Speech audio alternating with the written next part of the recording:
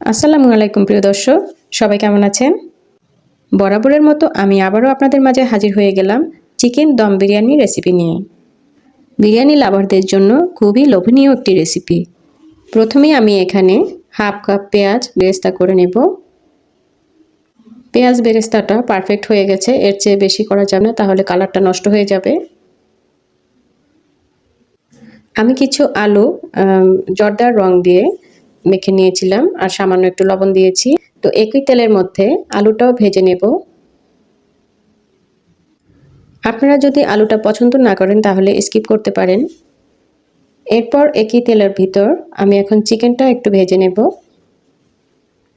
Broiler এই চিকেনটা হালকা করে একটু ভেজে নেব, এতে করে এর গন্ধটা দূর হয়ে যাবে এবং টেস্টটাও ভালো আসবে। এখানে আমি 2 কেজি একটি মুরগির মাংস নিয়েছি। অর্ধেক মাংস ভেজে নিয়ে আমি এর সাথে আরও একটু তেল এড করলাম, যেহেতু আমরা এ তেলেই চিকেনটা রান্না করব। আচ্ছা, একটা কথা বলা হয়নি, চিকেনটার সাথেও আমি সামান্য একটু জর্দার কালার দিয়ে দিয়েছি দেখা সৌন্দর্যের জন্য। তো বাকি মাংসগুলো আমি ভেজে নিয়েছি। তো এখন মাংসের ভিতর দিয়ে দিলাম বড় সাইজের একটি পেঁয়াজ কুচি এবং 3 টেবিল চামচ আদা রসুনের পেস্ট। এখানে অল্প একটু ভিডিওর অংশ, এর জন্য আমি আপনাদের কাছে ক্ষমা চাচ্ছি। আদা রসুনের গন্ধটা দূর হওয়া পর্যন্ত আমি একটু ভেজে নেব। এরপর দিয়ে দিলাম হাফ চা চামচ লাল মরিচের গুঁড়ো, হাফ চা চামচের চেয়েও কম হলুদের গুঁড়ো দিয়ে দিলাম। বিরিয়ানির প্যাকেট মশলার পুরো প্যাকেটটা দিয়ে দিলাম। এরপর হাফ চা চামচ ভাজা জিরে গুঁড়ো, হাফ চা চামচ ধনিয়া গুঁড়ো, হাফ চা চামচ গরম মশলার গুঁড়ো, স্বাদ মতো লবণ, সব কিছু দিয়ে ভালো করে নেড়ে দিতে হবে। এরই সাথে দিয়ে দিলাম 4টা এলাচ ছেঁচে দিয়েছি আর 4টা দারচিনি। এরপর দিয়ে দিলাম কিশমিশ। কিশমিশটা দিলেও এ পর্যায়ে এর টেস্টটাও ভালো আসে। তো সব কিছু দেওয়ার পর আবারও ভালো করে নেড়ে দিতে হবে। আর মশলা দেওয়ার পর মশলাটা লেগে যাওয়ার সম্ভাবনা থাকে, তাই একটু পর পর এভাবে নেড়ে দিতে হবে। আমি কোনো পানি অ্যাড করিনি, আমি হাফ কাপ লিকুইড দুধ দিয়েছি। এই হাফ কাপ দুধ দিয়েই চিকেনটা ভালোভাবে কুক হয়ে যাবে। চিকেনটা নাড়তে নাড়তে আপনাদেরকে আরও একবার ধন্যবাদ জানাচ্ছি আমার সাথে থাকার জন্য। ভিডিওটি কেউ স্কিপ করে দেখবেন না দয়া করে। এ পর্যায়ে 3-4 চামচ চিনি অ্যাড করে দিলাম। চিনিটা দিলে চিকেনটার টেস্টটা আরও ভালো আসে। এখন দিয়ে দিব কাঁচামরিচ। কাঁচামরিচ আমি সামান্য একটু আগা দিয়ে ভেঙে দিয়েছি। কাঁচামরিচের ফ্লেভারটা আসার জন্যই শুধু মরিচটা দিয়েছি। আমার বাচ্চারা ঝাল খেতে পারে না, তাই আমি বেশি মরিচ ইউজ করিনি। আপনারা ঝাল পছন্দ করলে মরিচের পরিমাণটা আরও বাড়িয়ে দিবেন। আমার চিকেনটা এখন পারফেক্ট কুক হয়ে গেছে। আমি এখানে রাইস কুকারে পানি ফুটতে দিলাম, দিয়ে দিলাম কিছুটা লেবুর রস। এখন আমি দিয়ে দিব 2টো এলাচ আর 3 টুকরো দারচিনি। এরপর দিয়ে দিব ধনিয়া পাতা কুচি করা। পানিটা ভালো করে ফুটিয়ে নিয়েছি।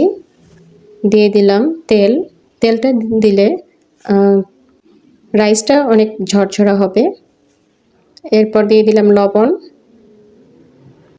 লবণের পরিমাণটা আমি বলতে পারছি না, কারণ পানিটা আমরা ছেঁকে ফেলে দেব। চিকেন দম বিরিয়ানির জন্য আমি আজ এখানে নিয়ে নিলাম 5 কাপ চিনি গুঁড়ো চাল। আপনারা চাইলে বাসমতি চাল অথবা অন্য যে কোনো চাল দিয়েও করে নিতে পারেন। এখানে আমি রান্না করা চিকেনটার উপরে যে তেলটা ভেসে এসেছে, সেই তেলটা আমি উঠিয়ে নিচ্ছি একটা বাটিতে। তেলটা আমি কখন ব্যবহার করেছি সেটা ভিডিওর এক পর্যায়ে আপনারা দেখতে পাবেন। যতটুকু উঠানো সম্ভব আমি সবটুকু তেল উঠিয়ে নিয়েছি। চুলায় আমি একটি হাঁড়ি বসিয়ে দিলাম। হাঁড়িতে হালকা একটু তেল দিয়ে চিকেনটা দিয়ে দিচ্ছি। চিকেনের অর্ধেকটা দিয়ে দিচ্ছি। যে পাত্রে আমরা রান্না করব, প্রথমেই যদি সামান্য একটু তেল দিয়ে তারপর চিকেন দেওয়া হয়, তাহলে আর পোড়ার সম্ভাবনা থাকে না। আর প্রথমেই যদি রাইসটা দিয়ে দেওয়া হয় তাহলে রাইসটা পুড়ে যাওয়ার সম্ভাবনা থাকে। আমি রাইসটা দেওয়ার পর উপর দিয়ে আলুগুলি দিয়ে দিলাম আর ধনিয়া পাতা দিলাম। দেওয়ার পর আমি আরও কিছু রাইস দিয়ে দিলাম।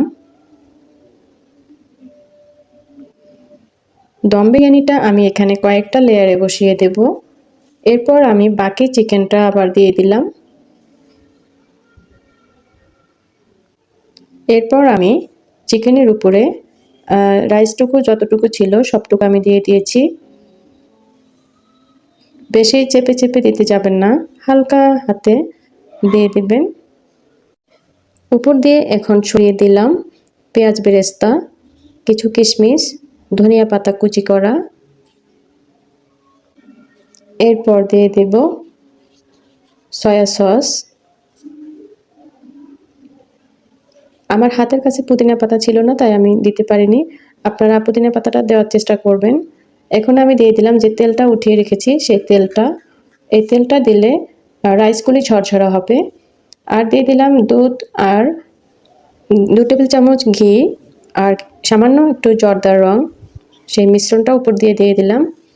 এরপর দিয়ে দমটা যাতে বের হতে না পারে সেই জন্য ঢাকনার সাথে পাতিলের সাথে অ্যাডজাস্ট করে দিচ্ছি আটা দিয়ে। আমি এখানে কিছু আটা গুলিয়ে নিয়েছিলাম। সেই আটাটা ভালো করে চেপে লাগিয়ে দিতে হবে যাতে ভাস্পটা উঠে না যায়। আর এভাবে দম দিয়ে দেব 20 মিনিটের জন্য। আপনারা গরুর মাংস অথবা কি করলে সময়টা আরও বেশি লাগবে। ঢাকনাটা উঠিয়ে আমি দেখাতে পারিনি, এজন্য দুঃখিত। হয়ে গেছে আমার সেই ভিডিওটুকু। দেখেই বোঝা যাচ্ছে কতটা মজার এবং সুস্বাদু হয়েছে। বিরিয়ানি লাভারদের জন্য এই দম বিরিয়ানিটি। ভিডিওটি ভালো লাগলে প্লিজ লাইক, কমেন্ট এবং সাবস্ক্রাইব করে পাশে থাকবেন। আল্লাহ হাফেজ।